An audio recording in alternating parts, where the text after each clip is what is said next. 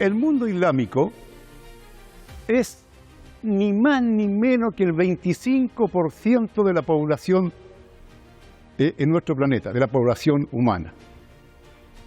Son 1.900 millones de habitantes. En 45 países tiene la mayoría de religión islámica, pero también existen en todos los demás países del mundo, incluidos los de América Latina, donde estamos.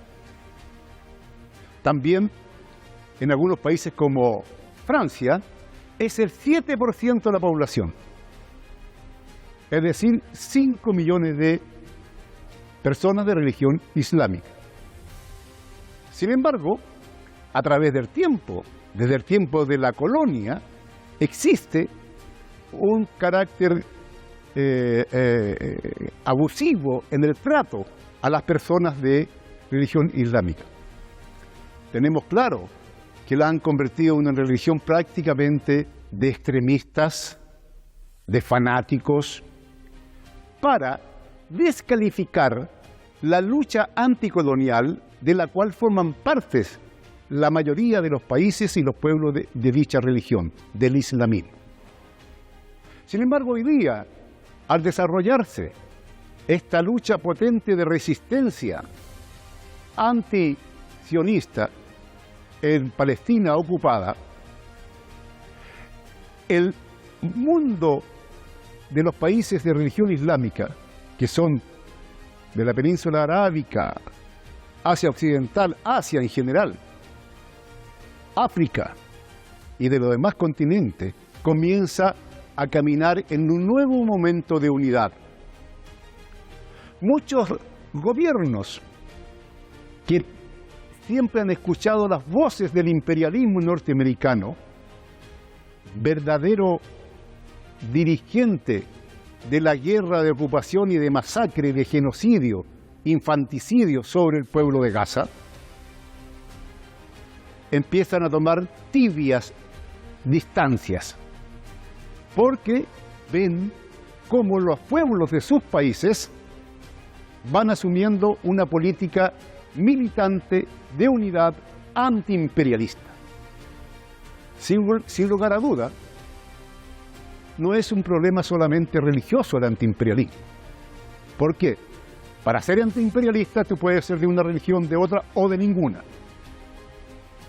Sin embargo, hoy en Asia Occidental, hablar de antiimperialismo es hablar de islamismo, porque muchas de las organizaciones antiimperialistas que están dando la vida y luchando fuerte contra el imperialismo norteamericano y su apéndice y su monigote, que es la entidad sionista, son de religión islámica. Estamos hoy día transitando en un nuevo momento para el islamismo, que de cualquier manera todos los pueblos ya lo va mirando como una religión que también está intrínsecamente ligada a la justicia social, al movimiento de liberación nacional y al antiimperialismo. Es por eso que es tan atacada. Pero el elemento principal, por cierto, es indiscutiblemente la resistencia palestina, que con toda su fuerza moral, con su valentía, da energía no solamente al mundo musulmán, islámico, sino que a todos los antiimperialistas del mundo. Y así son las manifestaciones que se dan. Hoy día, Israel no tiene futuro, pero el antiimperialismo sí tiene futuro. De eso no cabe ninguna duda. Esto es Negro y Blanco por Hispan TV. Soy Eduardo Artés. Desde el tiempo de la colonia europea, fundamentalmente en los países de Asia Occidental, la península arábica, en fin, ¿no? Occidente le da un carácter odioso, o ha tenido una actitud odiosa con la religión musulmana e islámica, Para conversar sobre esto y en qué medida estamos hoy día, en qué está el mundo islámico, ¿no? Estamos con Iván Carrasco, quien es profesor universitario, miembro de la comunidad chiita de México, especializado en estudios del mundo islámico y relaciones internacionales. Bienvenido, Iván, a Negro y Blanco por Hispan TV. Hola, ¿qué tal? Muchas gracias, Eduardo, a ti y a todo tu auditorio. Iván, ¿cómo tú podrías explicar, ¿no?, cuál es la actitud que tiene el Islam hacia quien no tiene esa religión, tiene otra o ninguna? ¿Cuál es la actitud real? Porque se presenta como algo sectario, extremista, odioso.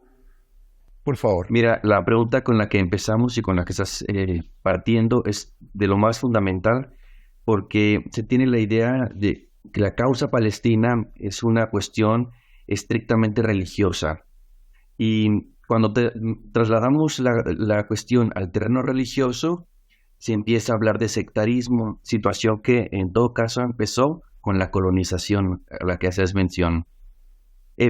Durante cerca de 600 años convivían juntos todas las religiones en el mismo territorio, en Palestina, donde hasta la fecha está dividida por barrios de acuerdo a su identidad religiosa. Porque implícitamente y explícitamente está en el Islam el trato a la diferencia. Permíteme comentar, por ejemplo, una aya del Corán que me gusta mucho, donde el profeta Muhammad sallallahu alaihi wasallam dice: tú tienes tu religión, yo tengo mi religión. Tú no adoras lo que yo adoro, y yo no adoro lo que tú adoras. Y entonces esta pauta marca que no hay una idea de sometimiento por cuestiones religiosas, donde si hay alguna diferencia la van a dirimir con sus respectivos jueces y no mediante una pauta ideológica, religiosa o de invocación a sus autoridades propias. Por lo que la actitud del Islam hacia otras religiones, y particularmente con las religiones del libro, aquellas religiones que creen en un solo Dios y que tienen un mensaje revelado, hay cierta empatía, porque hay muchos vasos comunicantes. Por ejemplo, en el judaísmo, en el cristianismo y en el Islam, los profetas prácticamente son los mismos. El mensaje central es el mismo, por lo que la religión no es un papel de división, sino más bien de unión. Y así lo demostraron todos los años de convivencia en la ciudad de Jerusalén y su reparto en general. Así es, Iván. Mira, las religiones tienen, por cierto, que ver con la sociedad, con la política, ¿ya? ¿De qué manera el Islam no tiene que ver con la política, con un tipo de sociedad, con una propuesta de sociedad, ¿no?, que se construye desde sus propias comunidades?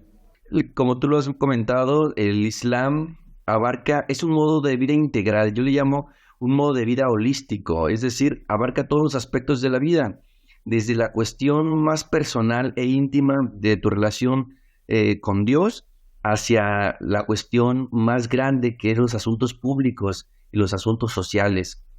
Como es una religión que pretende abarcar todos los aspectos de la vida, también llega a las situaciones de política, de economía, de sociedad. Y en ese sentido, el Islam tiene un corpus ya experimentado por sus siglos de existencia y de gobierno, cómo ha estructurado una idea de gobierno, una idea de política, una idea de administración de los asuntos públicos y sociales. Y ahora en los asuntos actuales no permanece ajeno. De hecho, esa es la gran controversia. Con la idea de imponer un modelo de vida, más bien la idea de separar los ámbitos políticos, privados, sociales, a la esfera de lo más íntimo, tiene que ver con una idea europea que se impuso de ser una hegemonía que se ha ido imponiendo a lo largo de los siglos, particularmente desde el siglo XVIII. Hay quienes lo ven desde el siglo XV con la expulsión de los judíos y los musulmanes de la península ibérica, pero yo creo que se afianza en la ilustración europea que pretende llevar el ámbito religioso al ámbito privado y que de ahí no salga. El Islam no lo ve de esa forma. El Islam es un modo de vida integral, holístico, como lo menciono, donde lo político no puede permanecer alejado de los asuntos religiosos. Es decir, el buen gobierno también tiene sus directrices en la palabra de Dios y, por supuesto, la buena sociedad tiene también su base en lo que se espera de la adoración de Dios. Entonces, hacer un buen gobierno y ser una buena sociedad pertenecen a los ritos de adoración. Lo que quiero decir con esto es que la religión no pretendamos verla como cuestión separada, como sí lo quisieron hacer con el cristianismo en Europa. Vamos a un corte y continuamos inmediatamente desarrollando esta idea tan importante, sobre todo que desenmascara la hipocresía, ¿no es cierto?, de algunos respecto al papel de la religión. Un segundo.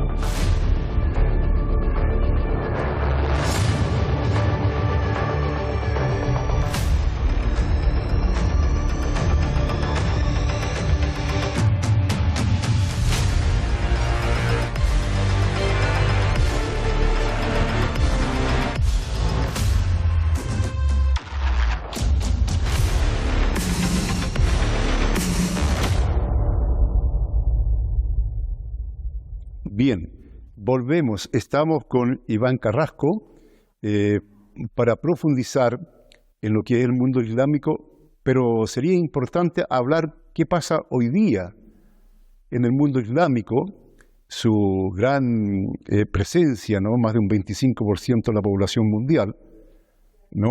Estamos hablando de 1.900 millones de habitantes. ¿Cómo es la unidad en este mundo islámico a partir fundamentalmente de lo que es la causa palestina, ¿no? Y de la lucha contra el ocupante de las tierras palestinas, que es la entidad sionista?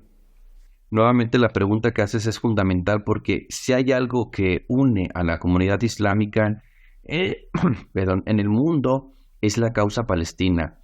Es la parte más sensible de toda la comunidad y se ha intentado hacer divisiones con respecto a la unidad musulmana a partir de las diferencias entre las escuelas de pensamiento. Sin embargo, observamos que no se ha podido y la prueba está en que hace menos de un mes se reunieron en Arabia Saudita todos los países del mundo islámico, y cuando digo el mundo islámico me refiero a todos aquellos países que conforman la Organización de Cooperación Islámica. Se reunieron con una finalidad: resolver la cuestión palestina, la cuestión de la Palestina histórica y concretamente con los hechos recientes en Gaza, y la atrocidad reciente en Gaza.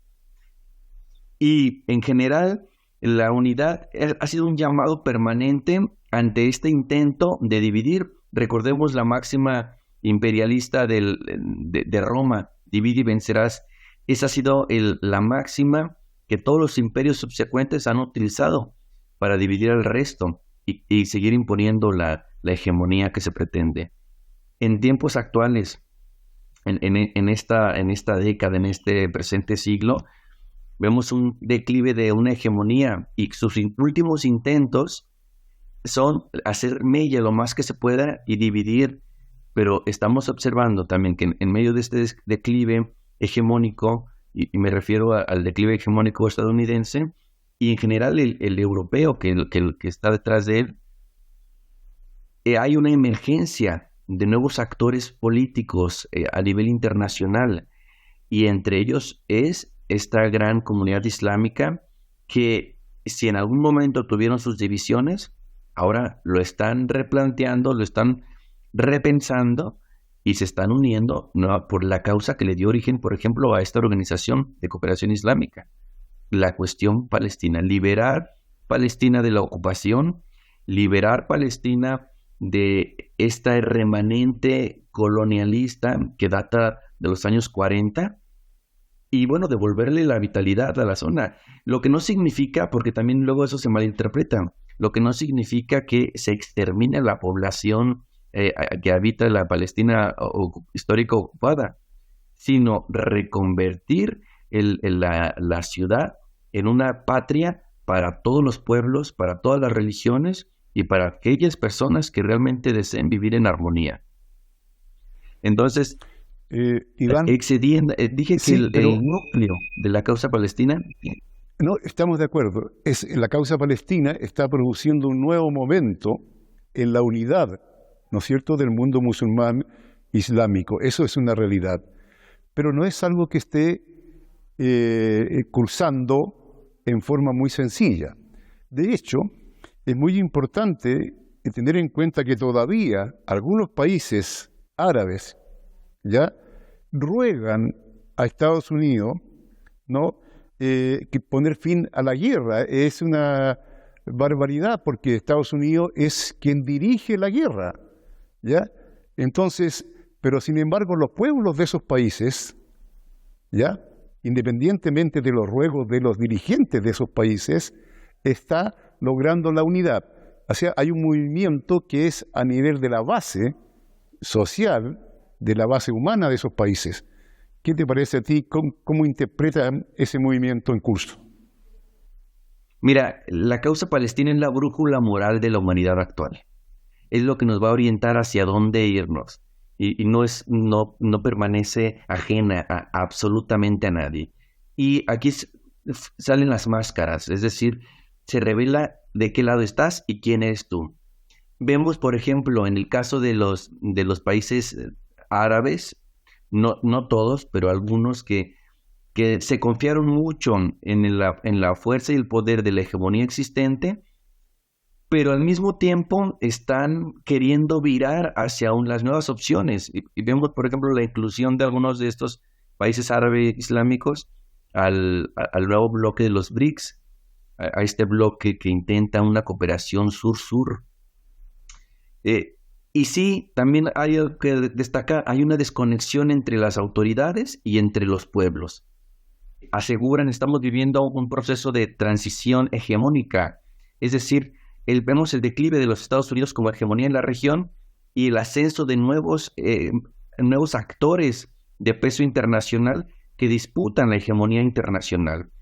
Y aquí hago un llamado, por ejemplo, a los BRICS, vemos cómo se ha ido ampliando y cómo en la más reciente reunión que tuvieron se incorporaron 5 países de la región a este grupo de los BRICS, donde estamos viendo que los que tenían pacto con los estadounidenses están haciendo alianzas y están estableciendo nuevas relaciones con los países emergentes en este nuevo bloque, lo que asegura que ya no tienen tan controladas las lealtades y los seguimientos. Y porque se dieron cuenta de una cosa, Estados Unidos ha sido juez y ha sido parte del conflicto, si no es que ha sido el causante de la permanencia del conflicto. Como siendo un conflicto, la cuestión palestina, como siendo algo que fue de las primeras cuestiones que se plantearon en pleno de las Naciones Unidas, 75 años después, no puede haber una solución clara a esta masacre que ha sido planeada, sistemática e histórica, ¿no? En los 75 años. Han utilizado las guerras, han utilizado las diferencias para el avance colonial. Y no olvidemos también que la figura de Israel genera una especie de enclave colonial en la región que atenta contra la integridad del resto de los países. Y entonces, digamos, la cuestión palestina es el punto de quiebre que va a dar, debido a no poderlo solucionar, está dando paso a nuevos actores emergentes, ya no solo de la región, sino a nivel global. Estamos viviendo momentos de recambio en el orden internacional, donde la pretendida única potencia en el mundo, que es Estados Unidos, está cayendo en un declive profundo, y vemos a su vez la emergencia de nuevos polos de atracción internacional. Pero estamos en una situación todavía transitoria. Aún no se confirma quién ocupará el nuevo espacio hegemónico, si será si será tripolar, multipolar, bipolar. Debido a esta carencia de certeza sobre lo que viene, podemos decir que estamos en una fase transitoria, donde no hay una hegemonía concreta. Una está muriendo y otras están emergiendo, pero aún no hay algo sólido todavía. Y en medio de esta confusión y en medio de esta transición hegemónica, observamos cómo el mundo islámico también se replantea las directrices existentes y observamos cómo si anteriormente tenían acuerdos y pactos muy leales, bueno, ahora se están cuestionando y están volteando a ver estas nuevas polos de atracción internacional. Al mismo tiempo quiero destacar una cosa, que los gobiernos actúan de esta forma debido también a una cierta desconexión que hay con su población. Vemos que en algunos de los países árabes principalmente, de mayoría musulmana, por ejemplo los países del Golfo, la península arábiga, en Egipto, por ejemplo también, se reprime la protesta social pro-palestina porque saben que el sentimiento por la causa palestina es tan grande y socialmente muy aceptable que mejor deciden calmar a su población antes de cambiar su política exterior, lo que les está generando también consecuencias. Y eso lo está obligando a replantearse, releer cómo van a tratar el tema palestino. No pueden permanecer en la absoluta distancia, porque se alejarían por quererse pegar a los poderes internacionales, van a despegarse de su propia población. Y eso les va a costar muy caro a los regímenes de esta región del mundo, sobre todo a los más conservadores, a los monárquicos, a los que tienen y basan su renta en el petróleo, y que bueno, eso les da cierta estabilidad económica, aunque no siempre les da estabilidad social. Así es, Iván. La resistencia, la causa palestina, no solamente va a liberar a Palestina, sino que libera al mismo tiempo a todos los países de la zona, pero fundamentalmente del mundo islámico, que va mucho más allá de la península arábica, parte de África, de Asia, bueno, y en los distintos continentes existe esa situación. Porque claro, es una ilusión que tienen algunos, ¿no?, de pretender que la resistencia palestina puede ser destruida. Por el contrario, esta ha tomado una ciudadanía generalizada, ¿no?, en el mundo antiimperialista y particularmente en el mundo musulmán. Iván, ya estamos llegando prácticamente al final. Tus palabras sobre la perspectiva de la unidad del mundo islámico. Bien, pues tú lo has comentado y lo hemos estado refiriendo aquí. La causa palestina es el núcleo del mundo islámico y es lo que va a conducir a la unidad de todo el mundo musulmán por una causa que es una causa justa, es una causa por los oprimidos, por los lastimados y por los marginados de una estructura económico, social y política ya muy anclada y que inclusive la hemos interiorizado y la hemos normalizado. Sin embargo, la causa palestina sienta un precedente muy importante para todo el mundo y en particular para el mundo islámico, que como lo mencionas, abarca prácticamente toda la tierra. Uno de cada 4 personas es musulmán. Entonces, y esto no significa que hay que temer o hay que aterrorizar, como lo han estado también vendiendo desde las categorías hollywoodenses o desde esta islamofobia existente en ciertos medios hegemónicos, sino más bien se trata de no hay motivo de tensión porque se parte de una tolerancia y de una causa justa. La causa justa es emancipar a aquellos pueblos que están sometidos, que han sido sometidos y que no se han podido zafar de estas garras imperiales que observamos existen y que nos tienen muy sujetos en el plano cultural, económico, social y político. Si hay un despertar. Hay un despertar hacia la unidad, hay un despertar hacia la unidad del mundo islámico y también hacia la unidad de todos los antiimperialistas del mundo, independientemente incluso de su religión. Un abrazo, Iván. Muchas gracias por haber estado con nosotros aquí en Negro y Blanco.